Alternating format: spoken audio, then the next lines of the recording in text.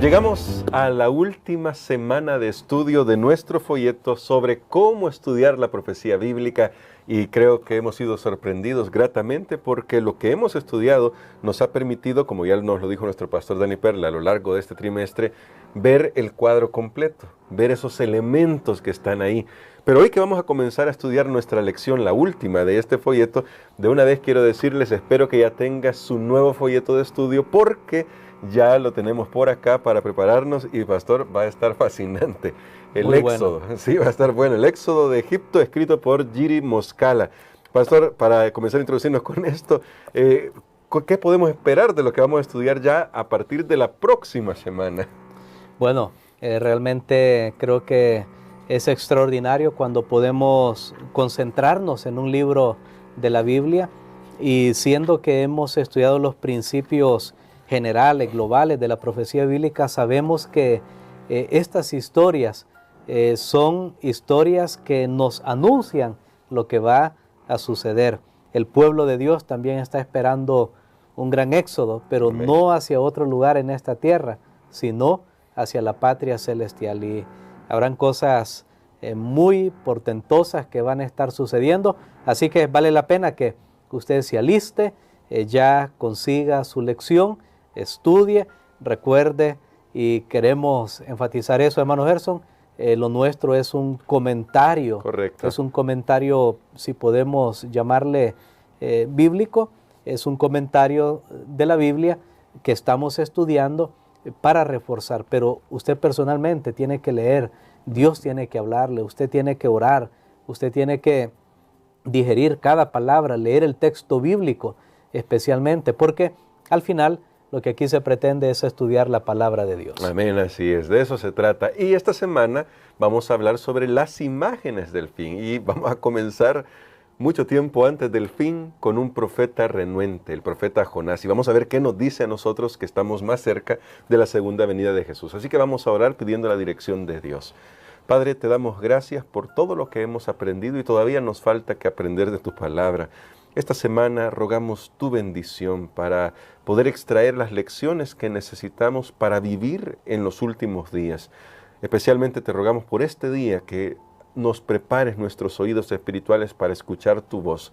Lo pedimos en Jesús. Amén. Amén. Para este día, pastor, creo que cuando se habla del profeta renuente, aunque puede ser que encontremos algunos otros nombres que de repente se resistieron, el que más viene a la mente, casi estoy seguro que es Jonás. Yo siempre he preguntado, cuando hablo sobre Jonás en algunas iglesias a que he podido visitar, ¿nos gustaría escuchar realmente la voz de Dios? Y casi todos decimos que sí. Pero curiosamente cuando Jonás escucha la voz de Dios, dice, esto no es conmigo, y huye. Pero cuando Jesús está retomando ese tema, porque quiero ir hasta ahí, hay mucho que vamos a cubrir en este poco tiempo, Jesús habla de dos elementos muy interesantes de Jonás y lo compara consigo mismo. ¿Qué está queriendo hacer Jesús que nos prepara a nosotros para saber que también en Jonás hay un reflejo para el tiempo del fin? Muy bien, creo que son dos cuestiones bien interesantes. Número uno, estudiar qué pasó con Jonás, que Dios le habló y no hizo caso a la palabra que él le había dicho. Y cómo Jesús habla de Jonás y lo aplica para su propio ministerio. Realmente comencemos por la segunda parte. Sí. Jesús habla de Jonás como un personaje real. Sí. Y esto es algo, creo que es un fundamento cuando nosotros estudiamos la profecía bíblica y la palabra de Dios, es darnos cuenta que las historias que nosotros encontramos escritas ahí en el pasado no son historias creadas de la imaginación, son historias reales, fueron personajes reales.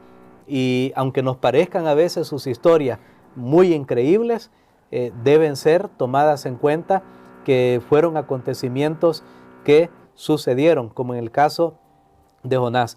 Yo siempre voy a recordar, hermano Gerson, para introducir así en una manera de enseñanza un poquito esta historia de Jonás, siempre esa experiencia con Billy Graham, que fue uno de los grandes evangelistas del siglo XX, evangelista en el mundo cristiano, y él una vez fue cuestionado por alguien que dijo, no, pero la Biblia es un libro de mitos, eso de que un pez grande se tragó a una persona que era Jonás y que luego salió, eso es inventado, es un cuento nada más. Y Billy Graham creía profundamente en lo que decía la palabra de Dios y él dijo, yo creo lo que dice la palabra de Dios, porque lo dice. Y si dijera que fue Jonás que se tragó el pez grande, también lo creería. O sea que el punto importante que él enfatizó es creer todo lo que dice la palabra de Dios. Al final, sea que lo podamos demostrar hoy o no, lo que dice la palabra de Dios es cierto, porque llegará siempre el día de la demostración. En este caso, Jesús comparó su ministerio al del profeta Jonás en un aspecto muy específico, y fue en el tiempo que Jonás estuvo en el vientre del pez, y Jesús dice que él también iba a pasar por esa experiencia. Creo que lo más importante fue la experiencia de Jonás de entrar al pez y salir, que prácticamente fue como una resurrección. Sí, Jonás ya estaba muerto. Sí. De hecho, él en su oración, que aparece registrada en su libro, cuando él es lanzado a las profundidades del mar, él dice, en mi angustia, yo clamé, yo invoqué, Señor, tú me rescataste, o sea, yo estaba ya muerto, pero tú me escuchaste mi oración y yo salí. Y entonces Jesús compara y dice que eso que sucedió en Jonás iba a suceder en su vida, y sabemos que Jesús murió, resucitó, se cumplió esa señal de que Jonás estuvo por 3 días dentro del vientre del pez, y Jesús estuvo en la tumba, pero Jesús resucitó. Además, Jesús habló también del éxito que tuvo el ministerio de Jonás, donde las personas lo escucharon, y sin embargo, ellos que estaban frente a alguien que era superior a Jonás, no querían escuchar. Entonces eso nos da pie para pensar que nosotros también tenemos como iglesia en el fin del tiempo, tenemos un ministerio profético para anunciar al mundo. Pero ahora bien, ¿por qué Jonás no escuchó la palabra de Dios? Yo hasta estoy recordando, casi canto un cantito que es para los niños. Jonás no le hizo caso a la palabra de Dios. Jonás no hizo caso. ¿Por qué razón? Y sabe, hermano Gerson, que aquí la Biblia, porque usted lo decía al principio, bueno, ¿cómo es que alguien dice, ay, cómo me gustaría escuchar la voz de Dios? Pues cuando le escucha, entonces no hace caso. ¿Qué habrá pasado? Y sabe que aquí hay una lección. A veces nosotros nos convertimos muy selectivos. Queremos escuchar de Dios lo que nos conviene. Claro. Pero aquello que vemos que es muy difícil o no nos conviene, entonces pensamos que no es Dios, o si es Dios, pues Dios se ha equivocado en lo que me está diciendo. Wow. Y yo voy a mostrar una prueba de esto en este momento. Vamos a ir a un libro que normalmente no revisamos cuando hablamos acerca de Jonás. Jonás había recibido ya, porque era un profeta, había recibido ya revelaciones de Dios antes de ir a Nínive, pero estas eran muy bonitas. Claro. Pero la de Nínive, esa sí no le gustaba. Pero veamos lo que dice la palabra de Dios en el segundo libro de Reyes, el capítulo número 14 y el versículo 25. Y vamos a ver ahora, porque casi nunca se habla de esto. Sí. Siempre pensamos, verá, Jonás el malo de la historia, y que tristemente nos retrata a nosotros también, y ojalá que no. Pero veamos lo que dice Segunda de Reyes, capítulo 14 y el versículo 25. Bueno, dice acá, él restauró los límites de Israel desde la entrada de Amat hasta el mar de Arabá. Está hablando de Jeroboam II, para poner el contexto ahí. Conforme a la palabra de Jehová Dios de Israel, la cual él había hablado por su siervo Jonás, hijo de Amitai, profeta que fue de Gat-Efer. Muy bien. Noten que aquí pues vamos a hacerlo breve. Jeroboam II llegó al poder, no fue un buen rey, no. Lastimosamente no fue un buen rey, es de eso que dice, hizo lo malo ante los ojos de Jehová. Pero Dios, por amor a sí mismo, y lo dice, si usted tiene la curiosidad y sigue leyendo más adelante de este texto del segundo libro de Reyes, capítulo 14, y usted se da cuenta que Dios dice, por amor a mi nombre no voy a permitir que Israel sea destruido. Y entonces Dios levantó a Jonás como profeta y le dio un mensaje de prosperidad para la nación israelita. Y entonces Jonás había ido a predicar ese mensaje, para el pueblo de Israel, para beneficio del pueblo de Israel, de prosperidad, de bendición, y allí sí, él estuvo dispuesto, claro. Porque dice, conforme a la palabra de Jehová, Dios de Israel, la cual él había anunciado por medio de su siervo Jonás. Así que Jonás fue un instrumento en las manos de Dios para anunciar al pueblo de Israel en el tiempo de Jeroboam II la prosperidad, un mensaje de prosperidad. Pero entonces, ahora bien interesante el contraste que viene. Luego Dios le envía un mensaje de advertencia, de juicio, de destrucción, de castigo, en este caso por una ciudad fuera del pueblo de Dios, y Jonás se pone renuente a poder entregar ese mensaje. Creo que esto nos da un gran contraste y nos va a dejar lecciones para nosotros que tenemos que predicar también al mundo. Amén, amén. Tremendas lecciones que vamos a descubrir. Justamente me gustaría ir hacia en esa dirección, pastor. En esa huida que hace Jonás, Dios desata una tormenta. Vamos a resumir eso. Usted puede leer Jonás, no es un libro tan largo, tan extenso, pero muy profundo. Bueno, hablando de juegos de palabras, ahí también el mar, ¿no? Pero Dios levanta una tormenta y cuando se está tratando de descubrir quién es Jonás, él hace una declaración sorprendente, pastor. Soy hebreo, temo a Dios que hizo los cielos y la tierra. Estoy más o menos parafraseando la idea. Y eso, a quienes hemos leído la Biblia, quieras o no, nos hace eco con el mensaje del primer ángel, que hay que adorar al Creador, el que hizo los cielos y la tierra. Y ya que usted nos decía que Jonás de alguna manera nos retrata a nosotros, podríamos justificar a Jonás y decir, bueno, es que ir a Nínive no era lo mismo que predicar en el pueblo de Israel. Pero aún así, esta huida demuestra que lamentablemente no estaba dispuesto a obedecer, a hacer caso a la palabra de Dios, pero mantiene esta idea. Dios es el creador y es el único que merece ser adorado. ¿Cómo nos retrata entonces a nosotros sobre la misión que tenemos, que a veces no estamos cumpliendo? Porque como Jonás, tal vez decimos, el sábado, muy difícil, la reforma pro salud, todos esos elementos, decimos, ¿cómo vamos a hablar de esto al mundo? Bueno, yo no quiero ser aquí alegórico, pero claro. ¿Sabe qué es bien interesante? Que Jonás le hace honor a su nombre.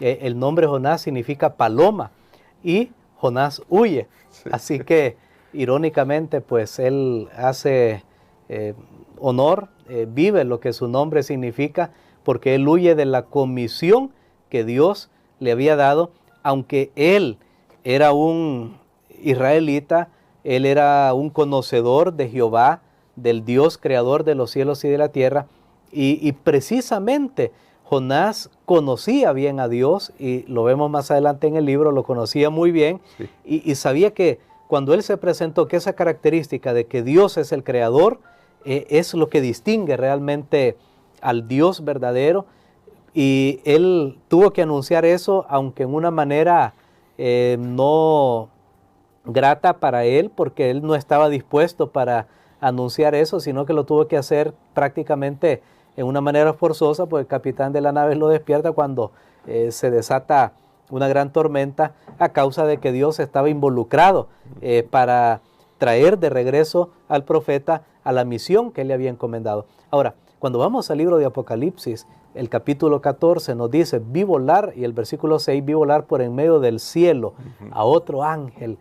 Por eso dije que no quiero ser muy alegórico, claro. Y no quiero decir, bueno, que Jonás significaba paloma y voló y ahora nosotros somos ese ángel, porque eso sería claro. Ya que era una especie de alegoría que la Biblia no nos autoriza. Pero hablando homiléticamente, para sacar lecciones espirituales para nosotros también tenemos una misión y nosotros conocemos este mensaje. Aquellos que han aceptado a Cristo Jesús como su Salvador personal y han aceptado la obediencia a sus mandamientos, tienen un mensaje que compartir.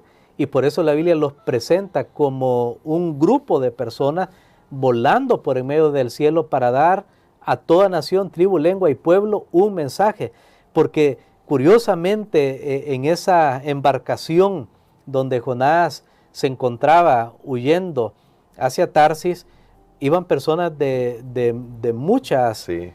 Nacionalidades, muchas tradiciones religiosas, porque dice que cuando fue el momento de la tormenta, cada uno estaba clamando a su Dios, y precisamente hoy Dios nos envía a nosotros con un mensaje para hablar a las personas acerca del Dios verdadero, de la hora del juicio que ha llegado y de la importancia de estar preparados.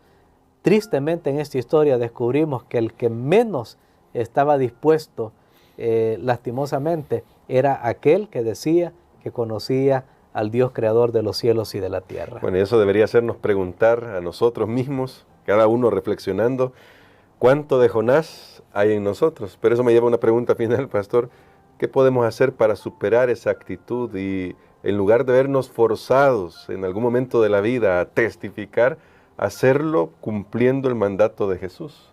Bueno, yo creo que vamos a responder más de esa pregunta el día de mañana, pero yo creo que al igual que Jonás, nosotros debemos reconocer la necesidad que tenemos primero nosotros mismos de la gracia de Dios. Y no solamente de pensar que los demás están perdidos y yo ya estoy salvado, porque sabe que esa actitud ha estado haciendo mucho daño, lastimosamente, a muchas personas. Esa actitud, yo soy más santo que tú, ¿no? Yo creo que soy mejor aún que los que están dentro de la iglesia, ni se diga de los que no conocen este evangelio. Creo que era en cierto sentido la actitud de Jonás. Él no creía que los demás merecían la gracia de Dios, y este libro nos da sorpresa y nos muestra que Dios quiere salvar aún a Jonás, y Él quiere salvar más allá de las fronteras de Israel. Entonces, cuando nosotros entendemos eso, creo que vamos a ir con una actitud de humildad, de estar dispuestos a escuchar la voz de Dios y sobre todo a obedecer cuando Dios nos llama, cuando Dios nos habla, cuando Dios nos invita. No esperemos que las cosas se compliquen. Y nuevamente, yo no quiero ser aquí alegórico en un sentido, pero nuevamente no esperemos hasta que se desate, así como Jonás esperó para confesar que sí, él era adorador del Dios del cielo y de la tierra. No esperemos que se desate la gran tormenta final sobre este mundo, que ya se está reteniendo, pero que los vientos se salen por ahí. Es como cuando uno intenta cubrir algo y la verdad que o trata de agarrar un montón de cosas y al final, por ejemplo, cuando va a tender ropa, ¿verdad? A mí me ha pasado en algún momento cuando lo he hecho y quiero agarrar toda la ropa de un solo y al final en el camino ahí sacando una ropa. Creo que estamos en ese momento en la historia de este mundo. Dios está reteniendo los vientos. Ángeles poderosos están luchando, porque si cada ser humano fuera dejado a su propia locura, hermanos, este mundo, créamelo, estaría mucho peor, o ya no estaríamos. Pero están reteniendo, pero se salen vientos por ahí, se salen algunos y nos anuncian lo que está viniendo. Pero no esperemos, nuevamente repito, no esperemos que eso suceda para entonces comenzar a despertar, para entonces comenzar a predicar. Aún ahora yo creo que ya estamos en un sentido pues contrarreloj, para no usar otra palabra, porque yo no lo sé, solo Dios sabe todas las cosas, pero esa es la invitación que tenemos para hoy. Y queremos, pastor, que ore por nosotros por eso, porque esto nos debe ayudar a reflexionar sobre el papel que Dios espera que cumplamos en este tiempo especial. Amén. Padre, gracias te damos, Señor, porque nos das esta palabra maravillosa. Gracias porque podemos estudiar tu palabra con confianza, sabiendo, Señor, que su mensaje es verdadero y su cumplimiento vendrá. Ayúdanos para que cada uno de nosotros nos situemos en esta historia que hemos escuchado hoy, en la historia de Jonás, y aprender de los errores que él cometió para nosotros hacer las cosas de la mejor manera. Lo pedimos en el nombre de Jesús. Amén.